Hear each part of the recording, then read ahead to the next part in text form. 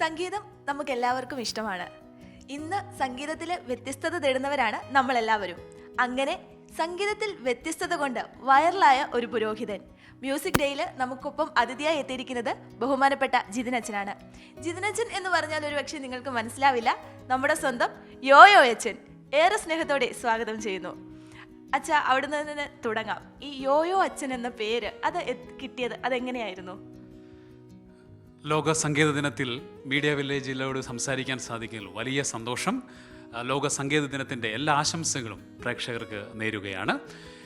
Yo-yo അച്ഛൻ എന്ന പേര് വരാനുള്ളൊരു കാരണം, ഒരു ഗാനമേളയുടെ അവസരത്തിൽ ഗാനങ്ങൾ പാടിക്കൊണ്ടിരിക്കുമ്പോൾ സാധാരണഗതിയിൽ പാട്ടുകൾ പാടി അപ്പോൾ ആളുകൾക്കൊരു സന്തോഷമൊന്നുമില്ല.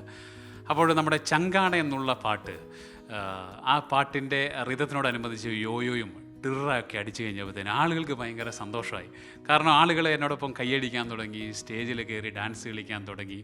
അങ്ങനെ ആ യോയോ എന്നുള്ള ഇടയ്ക്ക്, ആ പാട്ടിൻ്റെ ഇടയ്ക്ക് യോയോ കൊടുത്തുകൊണ്ട് പിന്നീട് കോമഡി ഉത്സവത്തിൽ വന്ന് അവരെന്നെ യോയോ ഫാദറാക്കി മാറ്റി. പാട്ടും ഡാൻസും യോയോ ഒക്കെ വെച്ച് അങ്ങനെ പാടാൻ സാധിക്കുമ്പോൾ അത് ആളുകൾക്കൊരു സന്തോഷം നൽകുകയാണ്. നേരത്തെ സൂചിപ്പിച്ചതുപോലെ സംഗീതത്തിൻ്റെ പുതിയ മാനങ്ങളും പുതിയ ആശയങ്ങളും തേടുകയാണല്ലോ. അപ്പോൾ ലോക സംഗീത ദിനത്തിൽ എല്ലാവരെയും, എല്ലാ മനസ്സുകളെയും, എല്ലാ പ്രേക്ഷകരുടെ മനസ്സുകളെയും കുളിരണിയിപ്പിക്കുന്ന ഒരു സംഗീതം, അത് ഈ കാലഘട്ടത്തിൻ്റെ ആവശ്യകതയാണ്. അപ്പോൾ അതനുസരിച്ചാണ് ഇങ്ങനെ സംഗീതത്തിൽ, പ്രത്യേകിച്ച് നമ്മുടെ ക്രിസ്തീയ ഭക്തിഗാനങ്ങളിലും അടിപൊളി ഗാനങ്ങളിലൊക്കെ നമുക്ക് ഇങ്ങനെയൊക്കെ ചെയ്യാം, ഒരു യോയോ വേർഷനൊക്കെ കൊടുക്കാം. അങ്ങനെയാണ് യോയോ ഫാദറായിട്ട് തീർന്നതെന്ന കാര്യം സന്തോഷത്തോടെ അറിയിക്കുകയാണ്.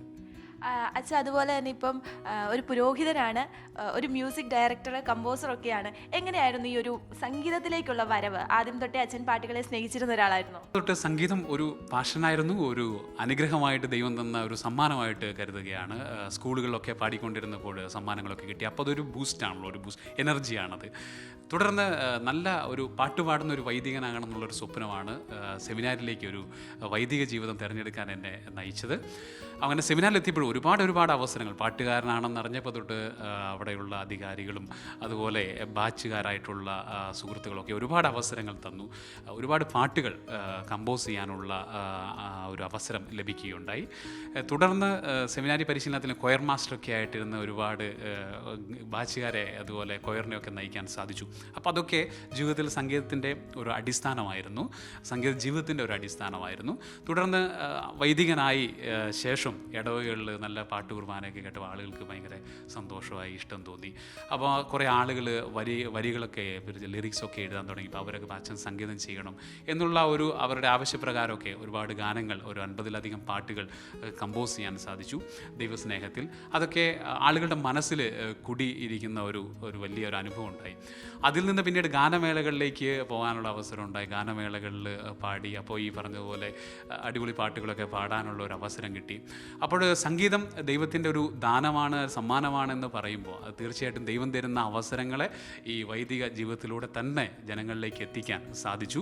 അത് ദൈവമഹത്വത്തിനായിട്ട് തന്നെ. ഇപ്പോൾ കോമഡി ഉത്സവത്തിലാണെങ്കിലും വലിയൊരു സുവിശേഷം കൊടുക്കാൻ സാധിച്ചു. ഒരു കുടുംബത്തിൻ്റെ ഒരു ഗാനം ആലപിച്ചിട്ട് സുവിശേഷത്തിൻ്റെ ഒരു വലിയ ചൈതന്യം കൊടുക്കാൻ സാധിച്ചു. പലരും അതിനെക്കുറിച്ച് വളരെ പോസിറ്റീവായിട്ട് സംസാരിക്കുകയുണ്ടായി. അപ്പോൾ ഈ അവസരത്തിൽ ഈ സംഗീതം, ഈ ലോക സംഗീത ദിനത്തിൽ സംഗീതം നമുക്കറിയാം എല്ലാവർക്കും അത് വരദാനമായിട്ട് കിട്ടിയിട്ടില്ല. പക്ഷേ വരദാനമായിട്ട് കിട്ടിയവർക്കൊക്കെ അത് ദൈവത്തിൻ്റെ വലിയൊരു അനുഗ്രഹമാണ്, ഒരു സമ്മാനമാണെന്ന് ഉള്ള വലിയൊരു സന്ദേശം നൽകാൻ സാധിക്കുന്നു. അച്ഛാ, അടുത്തൊരു ചോദ്യവും അത് തന്നെയായിരുന്നു. മ്യൂസിക്കിലൂടെ സുവിശേഷ പ്രഘോഷണം, ആ ഒരു ചിന്തയിലേക്ക് എത്തിയത് അതെങ്ങനെയായിരുന്നു? നമുക്കറിയാം, ഇപ്പം എപ്പോഴും വാക്ചാതുര്യം കൊണ്ട് നമുക്ക് ഒരു കുറച്ച് സമയം പിടിച്ചു നിർത്താൻ പറ്റും. സംഗീതം കൊണ്ടാണെങ്കിൽ നമുക്കറിയാം സംഗീതം ഒരു അനന്തസാഗരമാണ്. ഓരോരുത്തരുടെ ജീവിതത്തിൻ്റെ അനുഭവങ്ങൾ കൊണ്ട് അവരെ നമുക്ക് നേടിയെടുക്കാൻ പറ്റും. ഇപ്പം വേദനിച്ചിരിക്കുന്ന ആളുകൾക്ക് അത്തരത്തിലുള്ള രാഗങ്ങളും സംഗീതങ്ങളും ഉണ്ട്, പാട്ടുകളുണ്ട്. സന്തോഷത്തിലുള്ള ആളുകൾക്ക് അതുപോലെ അതിലുള്ള രാഗങ്ങളുണ്ട്, അതുപോലെയുള്ള കമ്പോസിങ് ഉണ്ട്. അതുപോലെ ഇപ്പം നമുക്ക് അതിൻ്റെ ഓരോ കാലഘട്ടത്തിനും സമയബന്ധിതമായിട്ട് സംഗീതമുണ്ട്. രാവിലെ ആലപിക്കുന്നുണ്ട്, മധ്യാഹ്നത്തിൽ ആലപിക്കുന്നു, സായാഹ്നത്തിൽ. അപ്പം നമ്മുടെ ഈ സഭയുടെ ആരാധനക്രമ ഗീതങ്ങളും ഏകദേശം അതുപോലെ നമുക്ക് റമേശ പാട്ടുകളൊക്കെ ആ ഒരു സംഗീതത്തിൻ്റെ ഒരു ഭയഭക്തിപരമായിട്ടുള്ള ഒരു സംഗീത ലെവലിലാണ്. അപ്പോൾ ഈ സംഗീതം കൊണ്ട്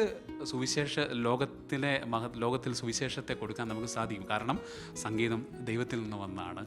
ദൈവം നമുക്ക് ഇംപ്രിൻറ്റഡ് ആയിട്ട് എന്ന് പറഞ്ഞാൽ ഇന്നേറ്റ് ആയിട്ട് അതായത് ജനനത്താൽ തന്നെ നിക്ഷേപിച്ചിരിക്കുന്ന ഒരു വലിയ ടാലൻ്റാണ്, ഒരു കഴിവാണ്. അപ്പോൾ അതുകൊണ്ട് തന്നെ ആ സംഗീതത്തിലൂടെ നമുക്ക് ദൈവത്തെ മഹത്വപ്പെടുത്താം. കാരണം സൃഷ്ടാവിനെ മഹത്വപ്പെടുത്താനാണല്ലോ നമ്മളെല്ലാവരും ഈ ഭൂമിയിലായിരിക്കുന്നത്. അപ്പം ദൈവസ്നേഹത്തെയും ദൈവത്തിൻ്റെ കൃപകളെയും സന്തോഷങ്ങളെയും ഒക്കെ സംഗീതത്തിലൂടെ ലോകത്തിന് കൊടുക്കാനാകും. അത് ആർക്കാണെങ്കിലും ലോകത്തിലുള്ള എല്ലാവർക്കും. പക്ഷേ ഇന്നതിപ്പോൾ ഒരു എൻ്റർടൈൻമെൻ്റായിട്ട് ഉപയോഗിക്കുന്നവരുണ്ട്. ഭയഭക്തിജനകമായിട്ട് നമുക്ക് സംഗീതത്തെ കൊണ്ടുവരാം. ഈ സംഗീതത്തിന് മതമില്ല, ജാതിയില്ല, വർണ്ണമില്ല, വിവേചനമില്ല. ദൈവം തന്ന ആ സൃഷ്ടി, കലാവൈഭവ സൃഷ്ടി, അത് നമുക്ക് ലോകത്തിൽ മുഴുവനായിട്ട് സുവിശേഷത്തിലൂടെ കൊടുക്കാൻ സാധിക്കും എന്ന് നമുക്ക് പറയാം. അച്ഛാ, സംഗീത ജീവിതത്തിലേക്ക് വരുമ്പോൾ അച്ഛനൊരു വഴികാട്ടി അങ്ങനെ ഒരാൾ അച്ഛൻ്റെ ജീവിതത്തിൽ ഉണ്ടായിട്ടുണ്ടോ? സംഗീതത്തിൽ വഴികാട്ടി എന്ന് പറയുമ്പോൾ എനിക്ക് കിട്ടുന്ന അവസരങ്ങൾ തന്നെയാണ് വഴികാട്ടി. സംഗീതം പഠിക്കാനായിട്ട് ഇത് അവസരങ്ങൾ ലഭിച്ചിട്ടില്ല. പക്ഷേ ഈ മേജർ സെമിനാറികളൊക്കെ സെമിനാരി പരിശീലനത്തിൽ പ്രത്യേകിച്ച് നമുക്ക് സംഗീതമൊക്കെ അഭ്യസിക്കാൻ കുറച്ച് ഗുരുക്കന്മാരൊക്കെ വരും. അങ്ങനെ കുറച്ച് പേരൊക്കെ വന്നൊരു കാലത്തിൽ അങ്ങനെ സംഗീതം നൽകി എന്നുള്ളതല്ലാതെ സംഗീതം ഔദ്യോഗികമായിട്ട് പഠിച്ച് ചെയ്യാനുള്ളൊരു അവസരം കിട്ടില്ല. പക്ഷേ എന്നാലും ഈ പറഞ്ഞ പോലെ ദൈവത്തിൻ്റെ ഒരു വരദാനമാണെങ്കിൽ അത് നമ്മുടെ ഉള്ളിൽ നിന്ന് താനേ വന്നുകൊണ്ടിരിക്കും, ഒഴുകിക്കൊണ്ടേയിരിക്കും, അത് നിർഗളിച്ചുകൊണ്ടിരിക്കും. അതുകൊണ്ടാണ് സംഗീതം ഒരു അനന്ത സാഗരമാണെന്ന് പലപ്പോഴും പറയാറുള്ളത്. ആ സാഗരത്തിൽ നമ്മളിങ്ങനെ പലപ്പോഴും യാത്ര ചെയ്യുന്നു, അല്ലെങ്കിൽ അതിനെ നോക്കിക്കാണുന്നവരാണ് നമ്മൾ ഓരോരുത്തരും. അച്ഛൻ ഒരുപാട് പാട്ടുകൾ കമ്പോസ് ചെയ്യാറുണ്ട്. ഇതുവരെ അച്ഛൻ എത്ര പാട്ടുകൾ കമ്പോസ് ചെയ്തു? ചോദിച്ചു കഴിയുമ്പോൾ പറയാൻ ഇത്തിരി ബുദ്ധിമുട്ടാണെന്നറിയാം. എങ്കിലും അച്ഛൻ ഏറ്റവും ഇഷ്ടപ്പെട്ട ഒരു കോമ്പോസിഷൻ അതേതായിരുന്നു? പല ജോണേഴ്സിൽ ഏകദേശം 50-ലധികം പാട്ടുകൾ ചെയ്തിട്ടുണ്ട്. പല രീതിയിൽ ആന്തങ്ങളായിട്ടുണ്ട്, പിന്നെ ഡിവോഷണൽ സോങ്സ് ആയിട്ടുണ്ട്, നാടൻ പാട്ടുകളായിട്ടുണ്ട്, പിന്നെ കുഞ്ഞുങ്ങൾക്ക് വേണ്ടിയുള്ള പാട്ടുകളായിട്ടുണ്ട്. അങ്ങനെ ഒരുപാട് പാട്ടുകൾ ചെയ്തിട്ടുണ്ട്. ക്രിസ്തീയ ഭക്തി ഒരു പ്രണയഗാനം തന്നെ ചെയ്യാനുള്ള ഒരു അവസരം ഉണ്ടായിട്ടുണ്ട്. അത് ഇതുവരെ വെളിച്ചത്ത് വന്നിട്ടില്ല. അപ്പോൾ എന്നോട് പലരും ചോദിക്കും അച്ഛന്മാർക്ക് ഇങ്ങനെയൊക്കെ ചെയ്യാമോ എന്ന്. പക്ഷേ ഈ ദൈവത്തിൻ്റെ ഈ ജോണേഴ്സിലെല്ലാം ഉൾപ്പെടുന്നതാണല്ലോ. ഇപ്പം ദൈവത്തിൻ്റെ സൃഷ്ടി വൈഭവത്തിൽ പ്രപഞ്ച സൃഷ്ടികളുണ്ട്, ചരാചരങ്ങളുണ്ട് എന്ന് പറഞ്ഞതുപോലെ തന്നെ ഒരു മനുഷ്യ സൃഷ്ടിയിലും അതെല്ലാം ഇംപ്രിൻറ്റഡ് ആണ്. അപ്പോൾ അതുകൊണ്ട് എല്ലാ ജോണേഴ്സും നമുക്ക് ചെയ്യാൻ പറ്റും. പക്ഷെ നമ്മൾ നിൽക്കുമ്പോൾ ആ ദൈവസ്നേഹത്തിലാണ് അത് ചെയ്യുന്നത്. അതാണ് ദൈവിക നന്മയാണ് അതിനകത്ത് കാണുന്നത്. അപ്പോൾ അത് ഒരു വലിയ ഒരു സന്ദേശമാണ്. അതുപോലെ ഈ പാട്ടുകളിലൊക്കെ എല്ലാം തന്നെ ഇഷ്ടമാണ്. കാരണം സ്വന്തം കുഞ്ഞിനെ ഒരു മോശമെന്ന് പറയത്തില്ല. അപ്പോൾ എല്ലാ പാട്ടുകളും തന്നെ ഒരു അനുഗ്രഹമായിട്ടുള്ള പാട്ടുകളാണ് സ്വാഭാവികമായിട്ട്. പിന്നെ എല്ലാവർക്കും അങ്ങനെ പഴയ പോലെ എല്ലാവർക്കും അങ്ങനെ പാടാൻ പറ്റുന്നില്ല. കാരണം ഒരു സംഗീതത്തിൽ അടിസ്ഥാനം ഇട്ടുകൊണ്ടുള്ളൊരു പാട്ടായതുകൊണ്ട് അങ്ങനെ ഒരു സാഹചര്യത്തിൽ എല്ലാവരും എന്നാലും പാടുന്നവരൊക്കെ ഉണ്ട് ഇന്ന് ഏത് സമയങ്ങളിൽ. അപ്പം അതിനകത്ത് നല്ല പാട്ടുകളുണ്ട്.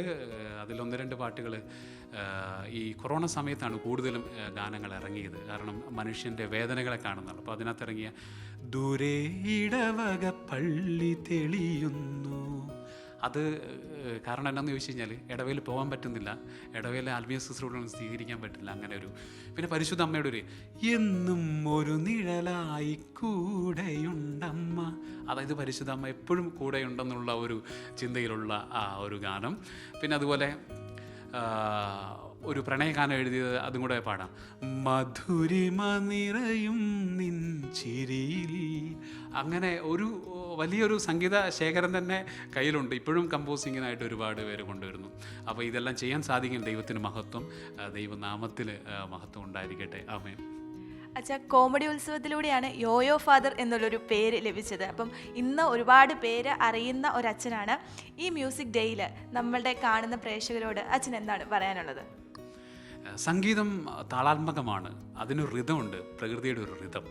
അപ്പോൾ ഇപ്രകാരമാണ് എൻ്റെ സന്ദേശം എന്ന് പറയുന്നത്. ഈ സംഗീതത്തിൻ്റെ താളം ലോകത്തിലുള്ള എല്ലാ ജനതകൾക്കും സമാധാനം നൽകട്ടെ. പ്രത്യേകിച്ച് അരക്ഷിതമായിട്ടുള്ള ഒരുപാട് അവസ്ഥകളുണ്ട്. മണിപ്പൂരിലെ കലാപം, അതുപോലെ മറ്റ് ലോകരാഷ്ട്രങ്ങളുടെ പ്രശ്നങ്ങൾ, അതുപോലെ നമ്മുടെ ദേശത്തിലുള്ള ഒരുപാട് പ്രശ്നങ്ങൾ, ജനങ്ങളെല്ലാം ഒരുപാട് വേദനകളുടെ കടന്നു. അപ്പം ഈ പ്രകൃതിയുടെ താളം പോലെ തന്നെ സംഗീതത്തിൻ്റെ താളം സമാധാനത്തിലും ശാന്തിയിലേക്കും മനുഷ്യവർഗത്തെ നയിക്കട്ടെ എന്ന് പ്രാർത്ഥിക്കുന്നു, ആശംസിക്കുന്നു.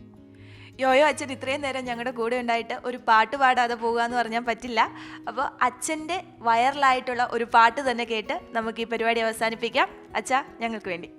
സന്തോഷം.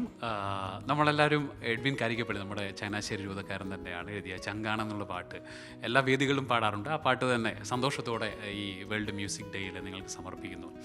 ചങ്കാണ് എൻ്റെ ചങ്കാണ് എൻ്റെ യേശു, ചങ്കിലെ ചോര തന്ന് എന്നെ സ്നേഹിച്ചവനേശു, തീയണയ്ക്കാൻ എൻ്റെ നെഞ്ചിലെ തീയണയ്ക്കാൻ നെഞ്ചു തുറന്നു തന്ന് എന്നെ വീണ്ടെടുത്തെൻ്റെ യേശു. യോ ചങ്കാണ് എൻ്റെ ചങ്കാണെൻ്റെ യേശു, ചങ്കിലെ ചോര തന്ന് എന്നെ സ്നേഹിച്ചവനേശു. തീയണയ്ക്കാൻ, എൻ്റെ നെഞ്ചിലെ തീയണയ്ക്കാൻ നെഞ്ചു തുറന്നു തന്ന് എന്നെ വീണ്ടെടുത്തെൻ്റെ യേശു. സന്തോഷം. ഈ മീഡിയ വില്ലേജിലെ പ്രേക്ഷകരോട് സംസാരിക്കാൻ സാധിച്ചതിൽ വലിയ സന്തോഷം. ഇതിന് എല്ലാവിധ അനുഗ്രഹ ആശംസകളും ഈ വേൾഡ് മ്യൂസിക് സ്റ്റുഡിയോയിൽ ഉണ്ടാകട്ടെ. ഒരുപാട് കലാകാരന്മാർ ഇവിടെ